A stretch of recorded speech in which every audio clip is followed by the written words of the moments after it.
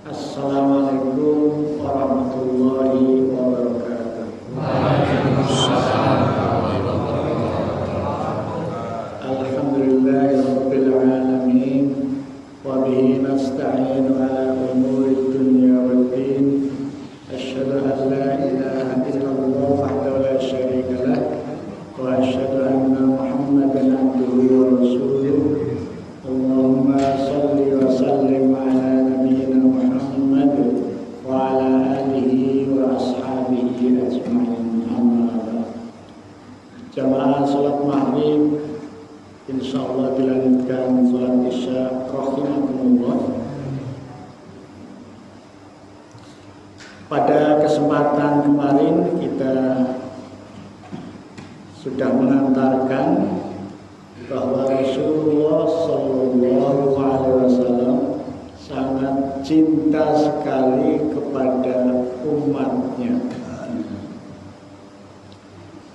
Tercantum dalam surat At-Taubah ayat 128.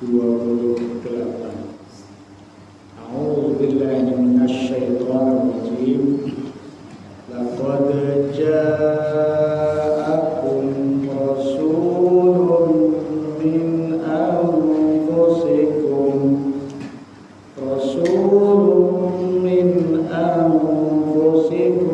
azizun 'alaihi ma 'anittum harisun 'alaikum bil mu'minina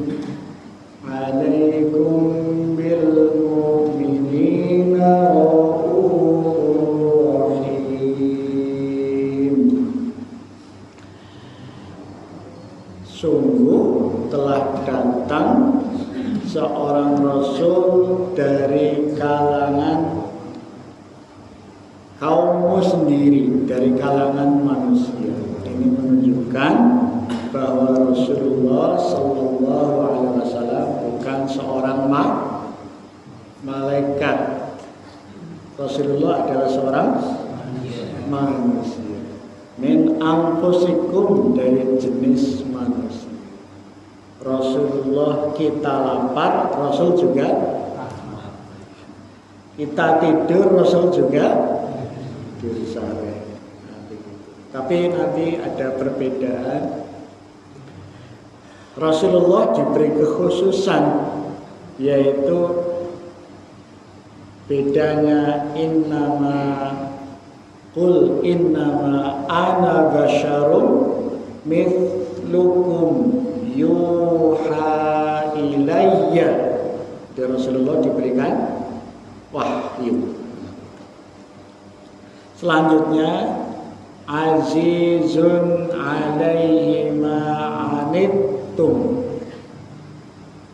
berat terasa olehnya penderitaan yang dialami oleh umat manusia.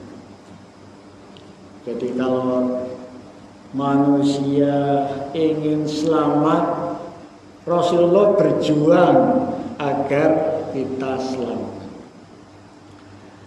Yang selanjutnya globalnya harisun alaikum, ingin sekali agar umatnya, Rasulullah kepengin agar kita semuanya punya keimanan dan agar umatnya itu selamat dunia dan akhirat. Raufur rahim, kepada orang-orang mukmin Rasulullah sangat raufun, penyantun, rahim, penyayang. Nah, kemarin di etapa kehidupannya Rasulullah Sallallahu Alaihi Wasallam itu hijrah ke Madinah, sudah hijrah ke Madinah. Tapi orang-orang kafir tidak legowo, tidak senang dengan pribadi Rasulullah, tidak senang dengan sahabat-sahabatnya. Orang berbuat baik, berbuat ketakwaan malah tidak disenangi. Niki sing salah, akalnya sudah tidak waras. Ya, namanya hatinya terbalik, bukan hati manusia. Jadi abad modern dikenal juga abad era disrupsi. Abad sekarang dikenal sebagai era disrupsi. Era disrupsi itu angger sing apik mboten nate didakwahkan, sing sae mboten nate disampaikan, maka lama-lama akan kalah dengan yang tidak baik yang diorganisir. Maka sahabat Nabi pernah menyampaikan al-haqqu bila nidhamin yaghlibul batil binidham. Boleh jadi kebaikan nanti akan dikalahkan oleh kejahatan karena terorganisir. Jadi subhanallah, yang baik pun harus terus disampaikan. Nah, sekarang eranya dibalik-balik dengan namanya teknologi informasi. Persis seperti kembali ke zaman jahiliyah. Wong apik Rasulullah kan yukhrijuhum minadz-dzulumati ilan.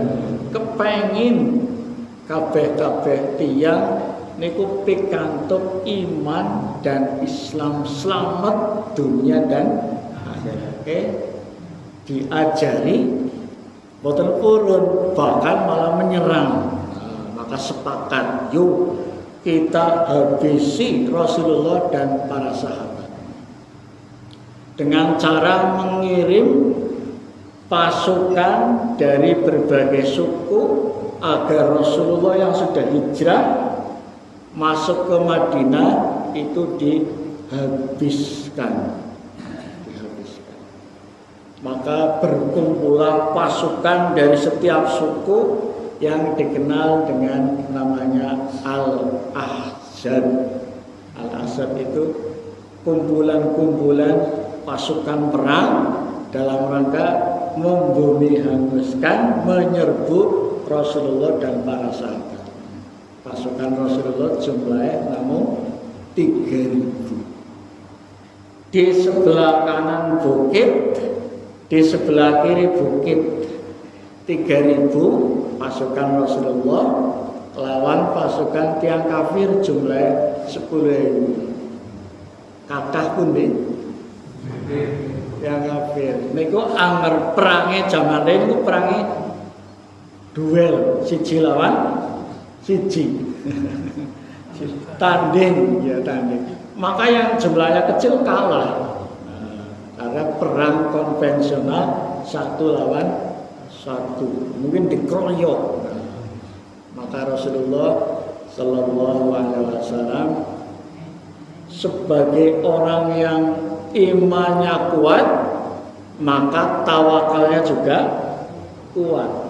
Jadi dalam Al-Quran surat Ali Imran ayat 159, A'udzu billahi minasyaitonir rajim. Fabima rahmatin minallahi linta lahum walau kunta faddan ghalidhal qalbi lanfaddu min hawlik fa'fu anhum wastaghfir lahum وشاورهم في الأمر فإذا عزمت فتوكل على الله إن الله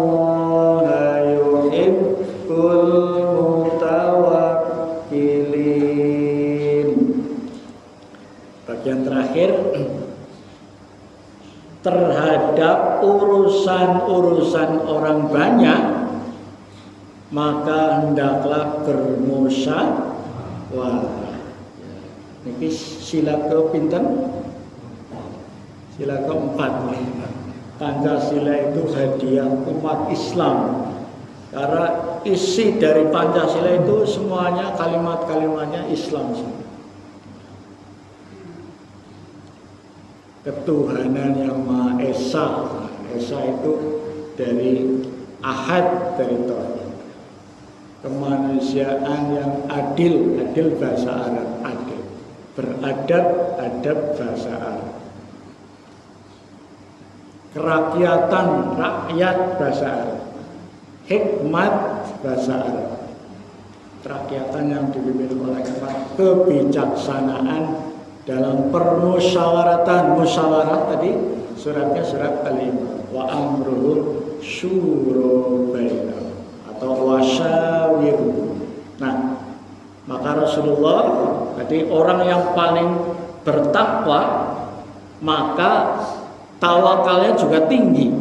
Ciri dari orang yang bertakwa adalah tawakalnya tinggi. Tawakal artinya berusaha secara maksimal. Berdetung mau perang tanding kalah. Tapi biar tidak kalah, maka kita berusaha jangan sampai kalah. Namanya mengatur siasat, taktik dan strategi. Awake dewek jumlahnya sedikit. Tapi bagaimana bisa yang sedikit memukul mundur, menghancurkan yang besar. Maka diabadikan dalam Al-Quran, kam min fi'atin qalilatin ghalabat fi'atan katsiratan bi'iznillah. Oke, jumlah yang kecil dapat menaklukkan, dapat memenangkan dari jumlah yang besar dengan izin Allah. Maka bentuk tawakalnya Rasulullah mengatur taktik dan strategi, salah satunya dengan bermusyawarah. Para sederek jamaah rahimahullah, kita mau membangun masjid yang indah ini, tapi kita belum ada punya uang, tapi kita punya modal semangat. Itu namanya modal kuat semangat. Maka ada sang ustadz mengumpulkan, mari kita berjuang bersama-sama. Untuk mendirikan masjid perlu namanya batu. Siapa yang siap menyumbang batu? Yang pojok kulo setunggal rit. Yang pojok sana kulo setunggal rit pasir. Sing mriki semen, akhirnya komplit. Lah mau mboten enten malah semiki enten. Itu bentuk tawakal yang luar biasa. Rasulullah juga begitu. Ini jumlahnya kita kecil, tapi bagaimana bisa menaklukkan yang besar? Apa bentuk tawakalnya? Ditawarkan. Saya Rasul, kalau perang tanding kita kalah, biar kita tidak kalah, maka di samping sana bukit batu, di samping sini bukit batu, kita kalau diserbu ya kalah, kita terdesak. Sebelum pasukan berkuda, pasukan orang-orang kafir masuk, di depan kita ini dibuat namanya parit. Parit yang panjangnya parit 5,5 km. Jadi mari kita gawe parit sing panjangnya 5,5 panjangnya. Kemudian lebarnya sekitar 4,7. Jadi kalau kuda mau masuk ke sana, wedi. Mbak teman, jadi kuda pasukannya sudah takut dulu. Dalamnya sekitar 3,7 6 meter. Takut. Jadi pasukannya itu sudah takut dulu karena tidak bisa melompat, kudanya juga sudah lompat. Diberi waktu, perkiraan orang-orang kafir Quraisy yang membawa pasukan lengkap masuk ke kota Madinah antara 6 sampai 10 hari.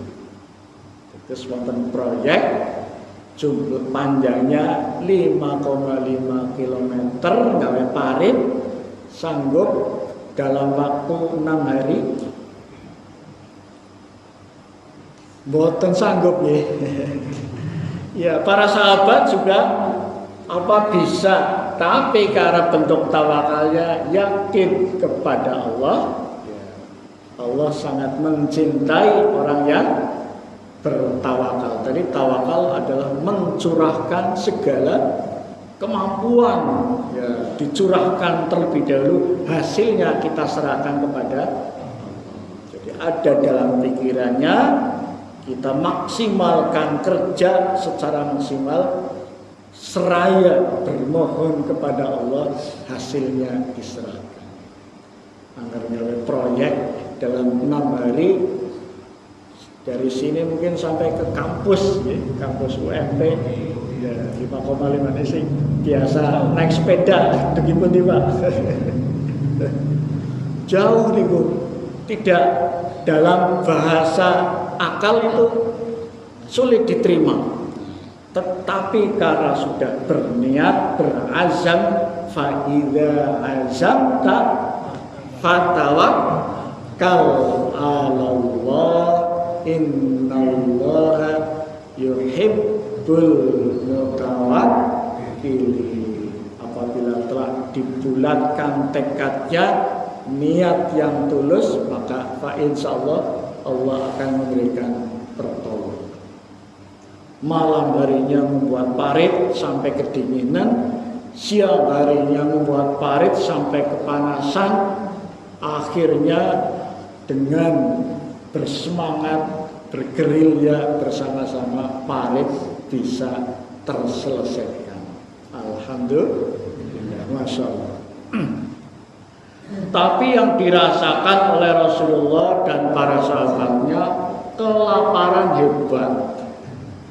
Wis orang duwe panganan, bahkan sudah 3 hari ya para penggali parit dan Rasulullah belum makan, makanannya habis karena tadi siang malam bekerja bercepat, ya, menghadapi kecepatan tadi pasukan. Maka ada sahabat Rasulullah melihat Rasulullah mengambil batu, dimasukkan ke dalam, ya, ditempelkan, dimasukkan ke dalam sarungnya di sini, nggo ganjel. Sebagai nopo, boten-boten panganan. Jadi kalau diganjel kita tetap lagi kencot, kita tetap kencot. Malah tani batu ya berinjel gitu. Itu dialami Rasulullah dan para sahabatnya. Tetapi proyek pekerjaan ini harus selesai. Subhanallah, akhirnya selesai, yang dalam bahasa akal sulit diterima, tapi dengan semangat bergotong royong bersama-sama berjibaku akhirnya terselesai. Maka ada sahabat Nabi yang melihat kasihan Rasulullah, merasakan bersama-sama kelaparan. Sahabat Jabir izin, ya Rasul, saya izin, saya mau pulang, barangkali di rumah masih ada makanan. Ternyata betul, tanya, wahai istriku, kita sedang berjuang membuat parit bersama Rasulullah dan kita sedang kelaparan. Saya melihat betul Rasulullah sedang kelaparan. Kalau pemimpin yang mencintai dan dicintai rakyatnya, Rasulullah juga mencintai umatnya, para sahabatnya, maka merasakan bersama-sama. Ya, kalau sekarang kan ya tidak. Pemimpin maunya dilayani. Pemimpin harusnya melayani, malah dilayani. Rasulullah tidak. Subhanallah. Akhirnya ada segantang gandum, kemudian dimasak, dan di belakang rumah ada namanya cempek. Kambing kecil disembelih, maka jadilah adonan bubur sop yang kalau diukur hanya untuk beberapa orang. Maka sahabat Jabir diperintahkan oleh istrinya berbisik-bisik kepada Rasulullah, sampaikan kepada Rasulullah agar datang ke rumah beliau, makanan tersedia tapi hanya untuk beberapa orang. Akhirnya Rasulullah mengumumkan, wahai sahabat-sahabat penggali parit, sahabat Honda yang tadi jumlahnya ada sekitar 3.000-an. Kita diundang makan oleh Mas Jabir, sahabat Jabir. Loh, sahabat Jabir pucat ini ya. Pucat kenapa? Makanan hanya untuk beberapa orang, ini sampai ribuan. Wah, kita jadi malu, jangan sampai kita menjadi malu. Tapi karena yang mengumumkan Rasulullah Sallallahu Alaihi Wasallam, maka orang semuanya manut dan bahagia sekali. Lagi kelekaran, lagi kencotan ya, lagi kelaparan. Rasulullah orang yang jujur, tidak pernah berdusta, gitu ya. Mendahulukan sahabatnya, mementingkan sahabatnya, diberi pengebang-ebang. Kita mau makan di tempatnya Jabir, ya berduyun-duyun. Kemudian nanti Rasulullah menyampaikan, sahabatku, pancinya jangan dibuka dulu. Jangan dibuka. Sebelum saya datang, maka saya akan berdoa. Ya, pancinya dibuka, kemudian berdoa. Didoa sambil disebul, sambil disebul. Jadi kalau sebelnya kita orang yang sakit ya malah jadi nambah sakit gitu. Tapi karena ini yang nyebel Rasulullah Sallallahu Alaihi Wasallam, maka orang antri pertama ngambil, nah, sebaskom, orang kedua ngambil lagi sampai orang terakhir habis, makanannya tidak berkurang sedikit pun. Nah, ini termasuk kemukjizatan Rasulullah Sallallahu Alaihi Wasallam. Dan termasuk juga bagian dari kesunahan kita agar kita menggunakan senjata ampuh bagi seorang muslim adalah berdoa. Maka ad-du'a'u silahul mu'min. Doa adalah senjatanya bagi orang. Ad-du'a'u muhul ibadah. Doa adalah rohnya ibadah.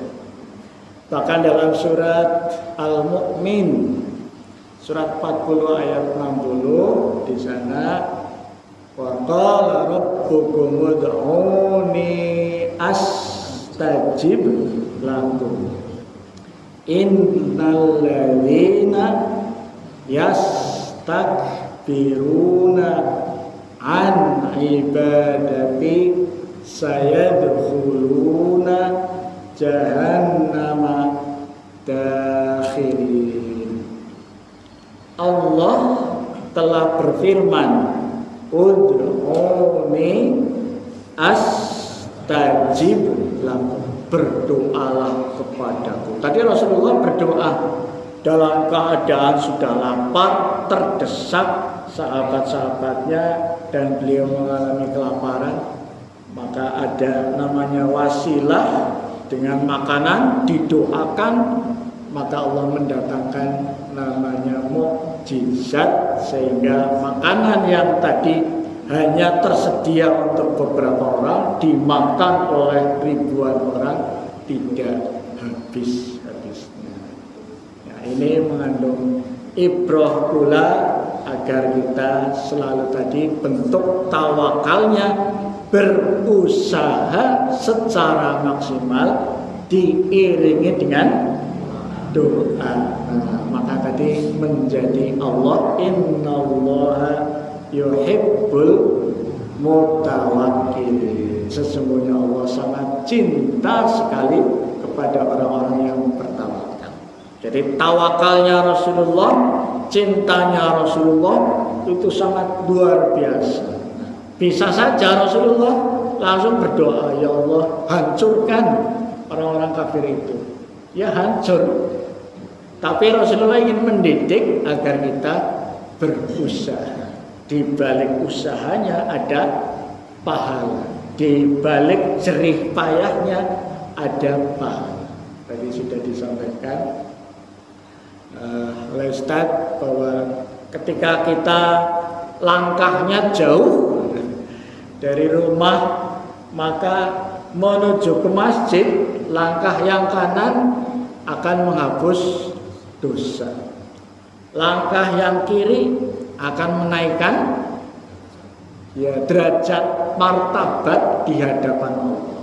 Langkah kanan menghapus dosa, yang kiri menaikkan martabat. Jadi semakin jauh kita melangkah dari masjid, maka pahalanya juga semakin banyak. Nah, itu karena kecintaan Rasulullah, maka Rasulullah memberikan namanya pengebang-ebang, memberikan namanya reward, memberikan namanya kesempatan agar kita berbuat baik di balik kesulitan, di balik kita ada namanya jerih payah, maka di situ ada pahala yang besar.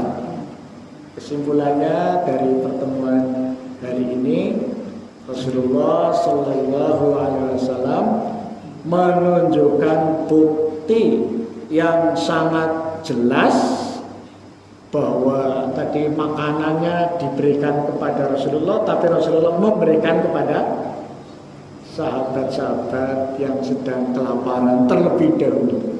Rasulullah makannya malah belakangan. Rasulullah berjuang dengan berdoa agar sahabatnya tidak lapar. Jamaah rahimakumullah. Dalam kesempatan berikutnya, tadi sedang membuat parit, ternyata ada batu besar. Jadi kalau batunya itu tetap berada di parit, maka bisa untuk lompat. Ya. Kudanya masih bisa mewot di situ, masih bisa berjalan. Para sahabat sudah berusaha keras untuk memecahkan batu tersebut, tapi orang kuat. Maka lagi-lagi Rasulullah Sallallahu Alaihi Wasallam dilapori, ya Rasul, kita sudah ngangkat batu itu, memecahkan batu itu gak mampu. Maka Rasulullah kemudian berusaha mematahkan batu yang besar. Berarti Rasulullah sangat sakti, kuat. Dengan Bismillahirrahmanirrahim, sekuat tenaga dan diiringi dengan doa, akhirnya batu itu pecah. Nah, ini menunjukkan pula ada hadis bahwa kita sangat dianjurkan menjadi orang yang kuat. Ya, dalam hadis riwayat Muslim, al-mu'min al-qawiyyu khairun wa ahabbu ilallah minal mu'min ad-dhaif. Mukmin yang kuat itu khairun, lebih baik, dan wa ahabbu ilallah, dan lebih dicintai daripada orang mukmin yang lemah, ad-dhaif. Ya. Karena apa? Dengan kuat maka tadi batunya bisa pecah, akhirnya bisa menyelamatkan orang lain. Kalau kita sehat, maka kita bisa menolong, kita bisa berbuat kebaikan jauh lebih banyak. Maka bersyukurlah kita yang diberikan kesehatan. Allahumma inna nas'aluka salamatan fid din wa afiatan fil jasad. Ya Allah, berilah afiat, ada sehat, ada afiat. Jadi kalau sehat artinya tidak dijauhkan dari sakit. Tapi kalau afiat di atasnya lagi berarti menjadi selamat. Ya, selamat. Ada orang yang sehat tapi dia tidak selamat. Contohnya nopo ya, punya tangan. Ternyata tangannya untuk memukul orang. Tangannya kuat. Maka dengan memukul tangan kanan tadi melukai orang, tangannya kuat, malah masuk rumah sakit ya. Jadi melukai, berarti tangannya tadi tidak afiat, tidak memberikan keselamatan. Ada lagi sekarang orang yang punya namanya kaki, punya kaki. Dia punya kaki sempurna, tetapi dengan punya kaki tidak afiat, tapi malah menjadi lawannya afiat, tidak selamat, menjadi bencana, menjadi bukan nikmat, malah menjadi nikmah, menjadi nikmat. Contohnya apa? Ya, dengan kaki maka dia menginjak orang, menginjak baik dengan menginjak langsung maupun dengan menginjak kekuasaan. Yang kemarin kan ada orang ya, jadi guru gara-gara mengumpulkan yola pada urunan membantu guru-guru sing ora honorer, guru-guru honorer, orang duwe gaji. Tapi ada pejabat yang ya guru-guru kok ngumpulin uang, nah, akhirnya dicopot. Berarti dia menginjak dengan kekuasaan. Akhirnya diprotes nih. Diprotes, dua guru dicoret jadi PN, jadi pegawai lah. Akhirnya karena banyak laporan, akhirnya Pak Presiden, Pak Prabowo mencabut kembali, dikembalikan, jangan dicoret. Bahwa ngumpulnya membantu, masa dicoret? Itu berarti menginjak dengan kekuasaan. Ada yang dengan namanya nama, ya, menginjak dengan nama. Ya, Masya Allah, sekarang banyak kejahatan-kejahatan yang dilakukan. Maka bentuk kecintaan berikutnya Rasulullah Sallallahu Alaihi Wasallam adalah kita dituntun agar kita bisa selamat fid dunya wal akhirah. Maka kita perlu membentengi diri kita, diantaranya adalah dengan zikir pagi dan zikir sore. Dan disambung pada kesempatan berikutnya bahwa Rasulullah sangat cinta sekali kepada kita agar kita selamat fit dunia wal akhirah. Maka Rasulullah berjuang semaksimal mungkin agar semua umat manusia, baik yang berbuat namanya pelanggaran, itu jangan di bumi hanguskan, tapi diberi pintu tobat. Sekian, mohon maaf banyak kekurangan, kesalahan dari kami, jadi terlambat karena tadi masih ada proses bimbingan perkuliahan. Kurang dan lebihnya dimaafkan. Subhanallahumma wa bihamdika asyhadu an la ilaha illa anta astaghfiruka wa atubu ilaik. Assalamualaikum warahmatullahi wabarakatuh.